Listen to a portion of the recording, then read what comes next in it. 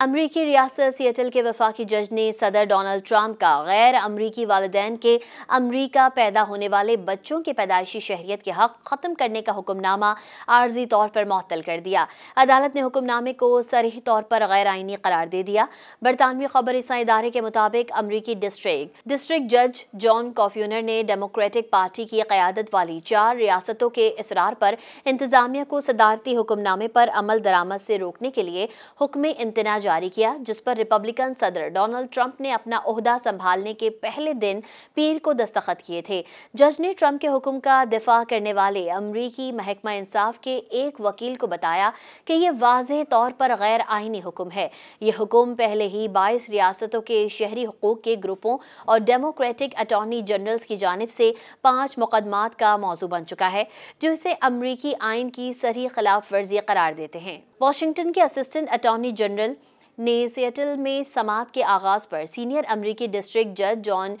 کافیونر کو بتایا کہ اس حکم نامے کے تحت آج امریکی سرزمین پر پیدا ہونے والے ایسے بچوں کو جن کے والدین غیر امریکی ہیں، امریکی شہری نہیں مانا جاتا۔ صدر کا یہ حکم نامہ آئین کی 14ویں ترمیم کی شہریت کے شق میں درج حق کی خلاف ورزی ہے، جس میں کہا گیا ہے کہ امریکہ میں پیدا ہونے والا کوئی بھی شخص امریکی شہری ہے۔ واشنگٹن، ایریزونا، ایلینوائے اور یگون سے تعلق رکھنے والے ڈیموکریٹک ریاستوں کے اٹارنی جنرلز کی جانب سے لین پولوزولا نے جج پر زور دیا کہ وہ انتظامیہ کو ٹرمپ کے امیگریشن کریک ڈاؤن کے اس اہم عنصر کو انجام دینے سے روکنے کے لیے عارضی حکم امتناع جاری کریں۔ ٹرمپ نے اپنے ایگزیکٹو آرڈر میں امریکی ایجنسیز کو ہدایت کی تھی کہ وہ امریکہ میں پیدا ہونے والے ایسے بچوں کی شہریت کو تسلیم کرنے سے انکار کریں جن کے والدین میں سے کوئی بھی امریکی شہری نہ ہو۔ امریکی محکمہ انصاف نے بدھ کی رات جمع کرائے گئے ایک مختصر بیان میں اس حکم نامے کو ملک کے ٹوٹے ہوئے امیگریشن نظام اور جنوبی سرحد پر جاری بحران سے نمٹنے کے لیے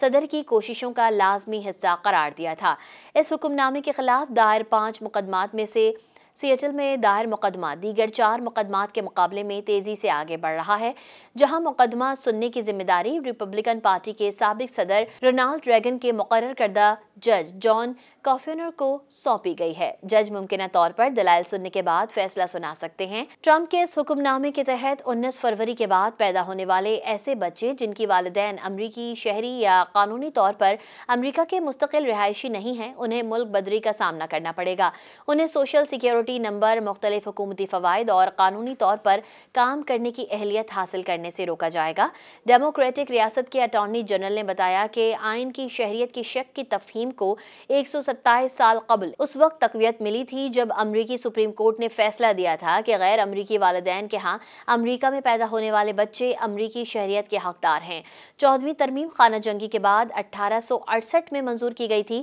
امریکی ایوان نمائندگان میں 36 ریپبلکن ارکان نے منگل کے روز علیحدہ طور پر ایک قانون متعارف کروایا ہے، جس کے تحت صرف امریکی شہریوں یا قانونی طور پر مستقل رہائشیوں کے امریکہ میں پیدا ہونے والے بچوں کو ہی خودکار شہریت دینے کی اجازت دی جائے گی۔ مزید نیوز اپ ڈیٹس اور ڈیجیٹل سٹوریز کے لیے سبسکرائب کریں ڈان نیوز پاکستان۔